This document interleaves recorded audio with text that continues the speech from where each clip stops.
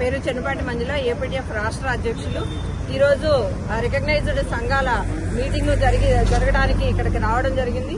అయితే గత 30 సమావేశాల్లో కూడా యూనియన్ ఆఫీస్ బేరర్స్ ఎవరైతే ఉన్నారో వాళ్ళు చెప్పిన అంశాలను పరిగణలోనికి తీసుకుండా ఏకపక్షంగా ముందుకు వెళ్తున్న పరిస్థితి ప్రభుత్వం గాని అధికారులు గాని కానొస్తా ఉంది. దానికి సంబంధించి ఈ రోజున మేము ఆ సమావేశాన్ని బహిష్కరణ చేశాము. మొత్తంగా 16 అంశాలతో ఒక రిప్రజెంటేషన్ అయితే మీకు ఇవ్వడం జరిగింది వారికి.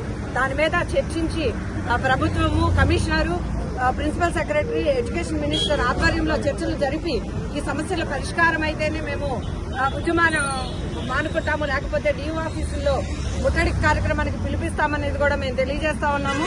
ఇది ఒకటే కాదు, మిగులు పోస్టులు ఏవైతే ఉన్నాయో 4706ని మోడల్ ప్రైమరీ స్కూల్లో హెచ్ఎంలుగా చేస్తామన్నారు. కానీ 1:45 తర్వాత ఇంకో సెక్షన్ గా పరిగణిస్తే వాళ్ళందరూ కూడా హై స్కూల్లో నిలుపుదల చేయబడతారు.